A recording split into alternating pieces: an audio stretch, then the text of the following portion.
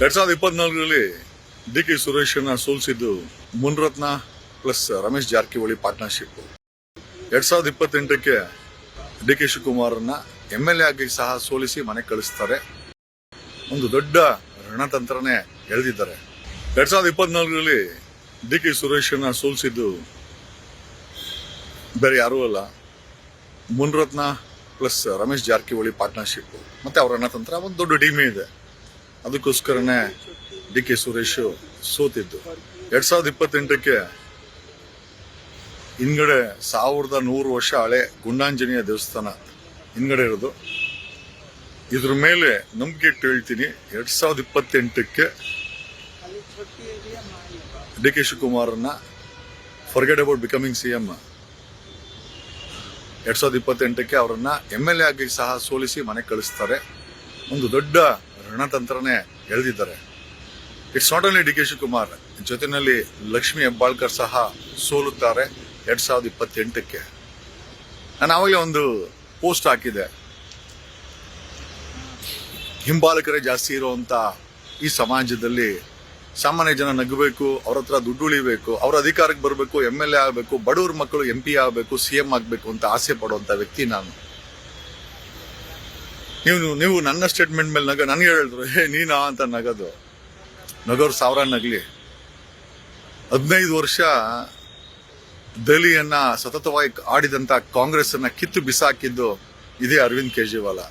ಒಬ್ಬ ಸಾಮಾನ್ಯ ಮನುಷ್ಯ ದೆಹಲಿನಲ್ಲಿ 3 ಬಾರಿ CM ಆಗ್ತಾನೆ, ಒಂದು ಸಾಮ್ರಾಜ್ಯವನ್ನ ಆಡಳಿತ ಮಾಡ್ತಾನೆ ಅಂತಂದ್ರೆ ಈ ಪ್ರಜಾಪ್ರಭುತ್ವದಲ್ಲಿ ಏನ್ ಬೇಕಾರಾಗ್ಬೋದು. ಒಬ್ಬ ಟೀಮ್ ಮಾಡ್ತಾ ಇದ್ದವನು ದೇಶದಲ್ಲಿ 3 ಸತಿ ಪ್ರಧಾನಿ ಆಗ್ತಾನೆ ಅಂತಂದ್ರೆ, ಒಬ್ಬ ಆದಿವಾಸಿ ಮಹಿಳೆ ಈ ದೇಶಕ್ಕೆ ರಾಷ್ಟ್ರಪತಿ ಆಗ್ತಾಳೆ ಅಂತಂದ್ರೆ, ಒಬ್ಬ ಸಾಮಾನ್ಯ IAS ಆಫೀಸರ್ IRS ಆಫೀಸರ್ 3 ಬಾರಿ ದೆಹಲಿ ಗೆಲ್ತಾನೆ ಅಂತಂದ್ರೆ, ಕರ್ನಾಟಕದಲ್ಲಿ ಸಾಮಾನ್ಯ ವ್ಯಕ್ತಿ CM ಆಗೇ ಆಗ್ತಾನೆ ಅಂತ ಹೇಳಿದ್ರೆ ಅದನ್ನ ನೀವು ನಂಬಿಲ್ಲ, ನಿಮ್ ಕರ್ಮ. ಬಟ್ 2020 ನನ್ಗೆ ಗೊತ್ತು, ನಗೋರೆಲ್ಲ ಏನೋ ಈ ಪಕ್ಷಗಳ ಬಕೆಟ್ಗಳು ಇರ್ತಾರೆ ಅಂತ. ಏನೋ ವಿಚಾರ ಏನೇ ಇರಲಿ, ಡಿ.ಕೆ. ಸುರೇಶನ್ನ ರಣತಂತ್ರ ರೋಚಕದಲ್ಲಿ ರೋಸ್ಟ್ ಮಾಡಿದ್ದು, ಡಿ.ಕೆ. ಸುರೇಶನ್ನ MP ಇಂದ ಸೋಲಿಸಿದ್ದು ಮುನ್ರತ್ನ ಮತ್ತೆ ರಮೇಶ್ ಜಾರಕಿಹೊಳಿ. ಕಾರಣ ಏನು ಅಂತ ನಿಮ್ಗೆಲ್ಲರೂ ಗೊತ್ತೇ ಇದೆ. 2028ಕ್ಕೂ ಅಷ್ಟೇ ಡಿ.ಕೆ. ಶಿವಕುಮಾರ್ ಸೋಲ್ತಾರೆ. ಇದು ನನ್ನ ಭವಿಷ್ಯ.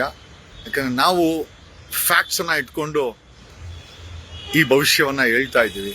ಆಮೇಲೆ ಈ ಭವಿಷ್ಯ ಹೇಳಕ್ಕೆ ಸಾಕಷ್ಟು ಇನ್ಪುಟ್ಸ್ ತಗೊಂಡು ಡಿ.ಕೆ. ಶಿವಕುಮಾರ್ 2028ಕ್ಕೆ ಸೋಲ್ತಾರೆ.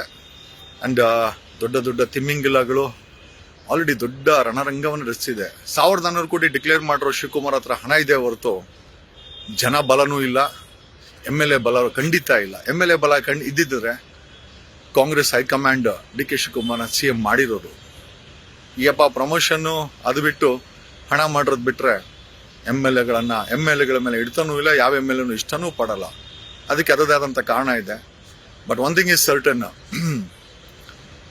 ದೈತ್ಯ ತಿಮ್ಮಂಗಲಗಳು 2028ಕ್ಕೆ ಡಿ.ಕೆ. ಶಿವಕುಮಾರ್ನ ಮನೆ ಕಳ್ಸಕ್ಕೆ ಒಂದು ದೊಡ್ಡ ರಣತಂತ್ರವನ್ನೇ ನೆನೆದಿದ್ದಾರೆ. ಡಿ.ಕೆ. ಸುರೇಶ್ ಸೋತ್ ಮೇಲೆ 100% 2028ಕ್ಕೆ ಡಿ.ಕೆ. ಶಿವಕುಮಾರ್ನ ಸೋಲಿಸಲೇಬೇಕು ಅಂತ ಒಂದು ರಣತಂತ್ರ ರೆಡಿ ಆಗಿರೋದಂತೂ ಗ್ಯಾರಂಟಿ. ಜೊತೆಯಲ್ಲಿ ಡಿ.ಕೆ. ಶಿವಕುಮಾರ್ ಜೊತೆಯಲ್ಲಿ ಲಕ್ಷ್ಮಿ ಹೆಬ್ಬಾಳ್ಕರ ಸೋಲ್ತಾರೆ. ಇದು ನನ್ನ ಭವಿಷ್ಯ. ನಂಬಿದ್ರೆ ನಂಬಿ, ಬಿಟ್ರೆ ಬಿಡಿ. 2028ಕ್ಕೆ ಸಮಯ ಮಾತಾಡುತ್ತೆ. Thank you.